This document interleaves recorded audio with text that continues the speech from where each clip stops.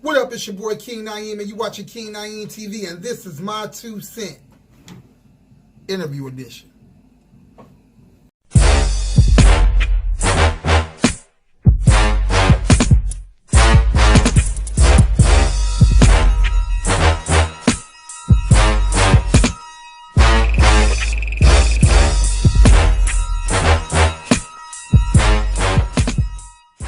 What up, though? It's your boy King Naeem, and you watching King Naeem TV. Hey, today, y'all, I got a guest. You know what I'm saying? I got a guest, man. Up and coming artist, Ben Frank. You know what I'm saying? Ben, man, he been doing a lot of self-promotion. He pushing himself to the limit. My man doing his thing, dog. He got a new single coming out, or it's out right now on all streaming platforms called Benji Blue. Go get that. It's on Tidal, Spotify, it's on every streaming platform, Apple Music and everything. It's called Benji Blue. Y'all check him out. I think Ha Davis gave him a shout out on Instagram. You know what I'm saying? So it's doing pretty good. You know what I'm saying? But I got an exclusive interview with him, and you know, for those who don't know Ben Frank, you know what I'm saying, we're gonna get to know this dude and see what type of person he is. You know what I'm saying?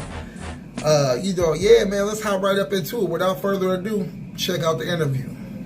What up, people? It's your boy King Naeem, and we got a special guest in the building, Ben Frank. Yeah. What's cracking, dog? You already know, man. Alright, man. Now, look, this is my first interview, so y'all be gentle on me, but there's some shit that I gotta ask this man. It's my dog right here, man. It's my dog. I've been knowing my man for a long time, man. He been doing this thing, man. I'm trying to make this interview smooth, man. First, tell the people, man, like, how did you first get into rap? I think, like most artists, I started off as a fan. My favorite rapper always was DOC. I was, a big fan. I was sending fan mail and all that shit. I used to write all the raps down in my notebook and memorize them, all this stuff, except for the cuss words. Mama didn't write the cuss words, I probably. But, yeah, so it started from there, and my family always been big. I got a family full of singers. So everybody was part of the church and singing in the choir every Sunday and everything. And that wasn't for me. I was more the lyricist, a poet or whatever. I was a writer. I kind of started writing scripts and film even before I started writing raps. But I really had a strong passion. So what age was you at around this age when you first started? I would say my pops passed when I was about 7, 8 years old. So maybe right around that time we moved to Southwest Detroit. 7 or 8 years old, you was writing raps? Yeah. I was in like the 5th grade. I think I started when I was like in the 7th grade. But so as a teenager, so you 9 or 10 years old, you writing your raps, man. DOC is who you used to write down all his lyrics except for the cuss word. Uh-huh. So after all that happened, when you started writing your own raps? It was like immediately afterwards. I think that I remember even my first rap. My name is Ice, but you can call me AJ. I got a job and I'm waiting on my payday. I'm back with a new sequel. You put dope and fresh together, I'm your equal. So it was like, that's tight. I used to go to this club called The Perfect Beat. You know what I'm saying? I used to have a little paper route. You know what I'm saying? I was like maybe about 9, 10 years old. Had a paper route. I would put my flyers and stuff in the newspaper. So every time I gave people a newspaper, they would see my flyer and come see me perform on Friday night. It was like Kitty Night. And it was dope because it was like Southwest against Ecorse versus River Ridge. So it was like we got a chance to kind of battle it out. Now, you came up with the idea yourself by putting the flyer in there? Yeah. Look at that. So promoting yourself as I a was young... always a promoter and a hustler, man. That's why I kept getting kicked out of school and shit, because I was always selling shit, like pop candy and chips and shit. So what was you the Perfect Beat, so you was in, what city was it? Detroit, Southwest Side. Southwest Side, okay. Reserve. All right, there, Big Meech. Shout out to Big Meech. Y'all over there by him. Yeah, shout out Big Meech, man. Yeah. For real, he paid away. I think a lot of the love Detroiters get around the world, especially in the hood, especially in the A, it's because of Meech. So, okay, so now you did shows at the Perfect Beat, you writing raps. Let's talk about, like, how was high school for you? Like most high schools, I mean, it's tough because you trying to learn the curriculum on top of trying to be cool and accepted by the other kids and not having the money to buy the clothes that you really want to buy. And you know, shit like that shit way worse these days too, because like, not to be, throwing my little comment in an interview, but like nowadays, like kids, bro, they gotta deal with, man, can you imagine, man, they gotta deal with memes. They gotta deal with nationwide stuff. You know what I'm saying? Like, bullying is a mug, man, but if somebody got a funny meme about a kid out here, it's gonna stick with them. Yeah. And like, at least it used to die down with us in high school. You know what I'm saying? Yeah. I was actually kind of happy when I got sent to military school because we just wore uniforms. Oh, okay. Because I ain't have money for clothes like that. So what was that like? It was, surprisingly, that was probably one of the best schools I went to. Military school? Yeah, man, what? Because they sent me to boot camp. You know what I'm saying? I learned a lot of self-discipline. And it just, I use that with everything in my life. You know what I'm saying? Okay. As far as like, even with getting up 5 a.m. for prayer and, you know what I'm saying, and doing what I gotta do and focus and execute my plan, it all comes from that, you know what I'm saying? Mm-hmm. So it's like being military minded without actually being in the military. Oh, okay. Well, that's kind of dope. Yeah, I like it. All right, let's talk about your first mixtape. Okay. Matter of fact, hold on. Let's talk about your first hit. What song did you have that shocked a lot of people, that had people like, okay, this kid about to be that deal? Like, as a young age, when you was like, okay, that's got to be like my first one to make me go ahead and... I mean, it happened a couple of times. I think I did Making This Music. I did that. That kind of took off on with the radio and stuff in the D. That was back in maybe like 07 or something like that. 07? But I know when we did that Tell Me What They Want to Hear with Ray Ray. Yeah, now that's okay. Hold on. Really, now let's talk about this. Really did. Let's talk about this. Tell them what they want to hear about Ray Ray. Shout out Ray Ray. Shout out Ray Ray. That's my goal. You were the original rapper on that song, on the original copy. Yeah. Okay. Yeah. All right. And then after T.I. heard it, he jumped up. Mm-hmm. Okay.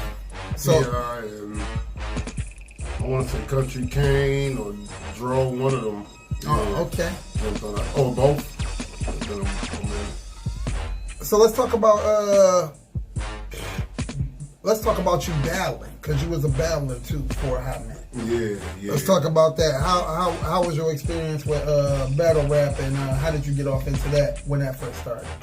Battle rapping wasn't something I did intentionally. It was kind of like something I walked into.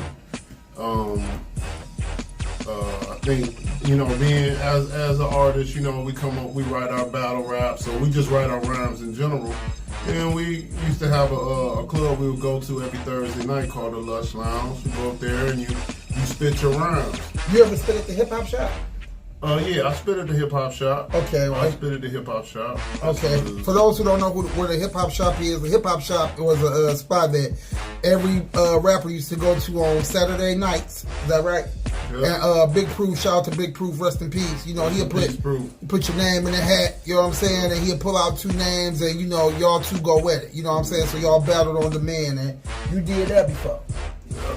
Oh, okay. That's what's up. I went up there and did the open mic thing. Okay. Yeah. That's what's up. It was dope. Man, I've been to so many open mics. It's very vague, man, to be honest with you. It's like 1,000 plus ago. Oh, yeah. 1,000. Probably 1,000. Yeah. More like a couple 100,000 plus ago. Right. St. Andrews Hall, man. What's the first thing come to mind? St. Andrews, man. So many things come to mind. Shout out Jules. Shout out House Shoes. Shout out Mike D. Shout out Hex. You know what I'm saying? Pioneer. There's so many things come to mind, man. I remember Jules and Shoes spinning them Dilla albums, and we'd be over there freestyling and rapping, and you know what I'm saying. I remember when that Mob Deep, It's the Real, McFeel shit had you in the club, that shit came on, man. When we used to wild out, niggas was break dancing, man, to bring out the camera and be filming all of it, man. We was young and coming up with ideas, and man, I love them days, man. Sometimes I miss them days, but at the same time, man, I feel like now is better than any time we've ever had. Oh yeah. Shoot, man. Album. Let's talk about Unlimited Nights and Weekends. Unlimited Nights. Let's talk about Unlimited Nights and Weekends. Now, when you came out with Unlimited Nights and Weekends, what year was that? That was like the end of 2017. Okay, so from then at the end of October. October. At the end of October. So, what happened to that album? And what do you think? It's on all streaming platforms as well right now. No, see, I think that's where I messed up with it. I think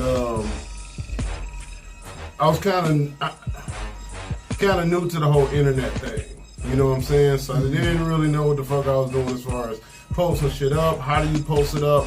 What streaming and distributors you should go through and stuff like that. I was just more into the creative side and making new music, and I just want to get it out there so people can hear it. Now, I wasn't even thinking about charging. I put it on like that piff so people can just go download it for free just to hear what I'm working on. And you know what's tripped out, man? Nobody listens to that piff no more. Exactly. Like, I don't even have whole that piff on my mixtape phone. shit kind of went downhill. The live mixtapes, my mixtapes, the all that mixtape shit just kind of went out the window because now people have a preconceived notion that a mixtape means it's of a lesser quality than it will be if it was an album.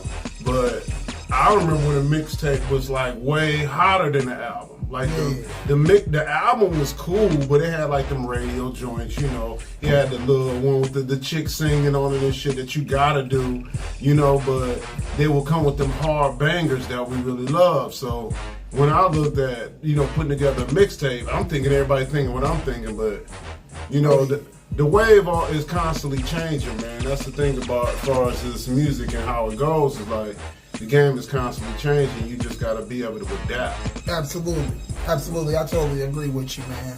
The game is definitely changing. So, with that being said, from Unlimited Nights and Weekends to your next joint, what's your next joint called? Your next project? Well, right now it's Benji Blue, which is available on all streaming platforms, except for Google Play. I'm still trying to figure that one out, but okay. I got it about everywhere else.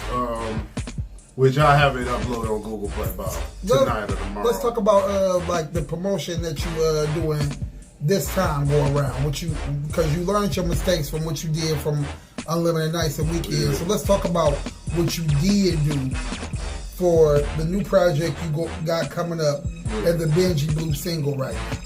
What transition did you realize that you had to make as far as promotion? What are all the things you had to do to go through promotion? Did you read books? Did you talk to people? Like, what did you absolutely. do? Like, tell us step by step. I took maybe about a year and a half off just to learn the industry, learn how to make money off of this, learn just how the business goes, contracts and everything. I was like, look, I can't keep going into this blindly, just looking at like, oh, I'm just gonna make great music and people gonna love it. You can't just be naive like that. It's about talent, but not 100% about talent. More of this is about drive, work ethic, and know-how than anything. So, you know what I'm saying? So, yeah, I dug in the books. Even with the books, a lot of the books when they were published, things have changed since then. Mm-hmm. You know what I'm saying? Like a lot of them books was talking about physical copy, physical sales, and now everything is primarily digital. Mm-hmm. You know what I'm saying? So that part was kind of outdated.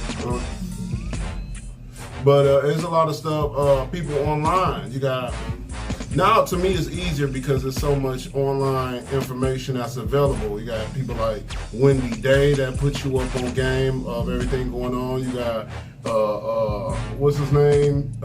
Sean Brandman Sean. I think that's his name. He come with some game. Smart Rapper got some game. It's a lot of people that'll put you up on game as far as industry information, publishing, royalties, and digital promotion and all kinds of strategies and stuff to go with. And it kind of depends on what kind of artist that you are too. If you're a street artist, you may want to go with street promo. You know what I'm saying? But me, I'll consider myself to be more of a mainstream artist, so I'm going to go tougher as far as digital.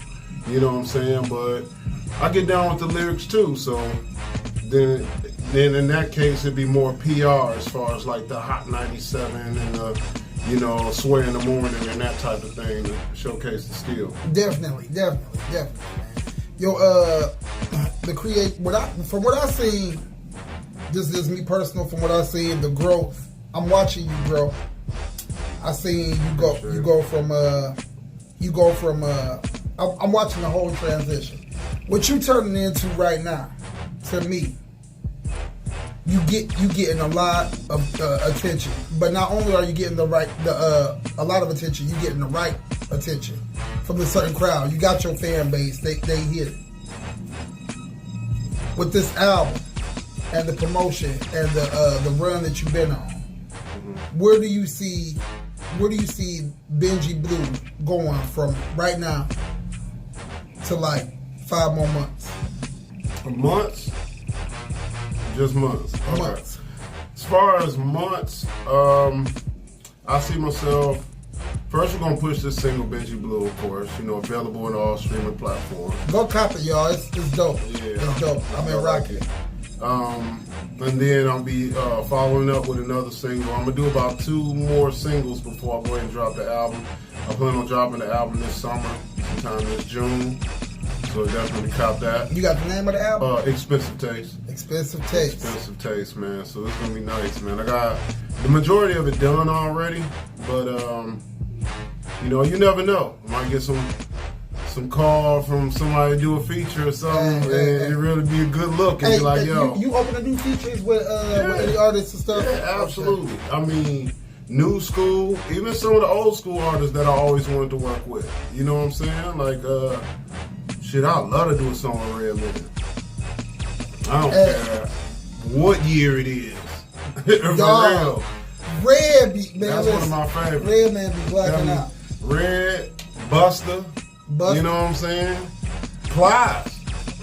Oh yeah. It's some different artists that I definitely would love to work with, man. And you know, I see a little bit of myself in them. What about some of these new artists?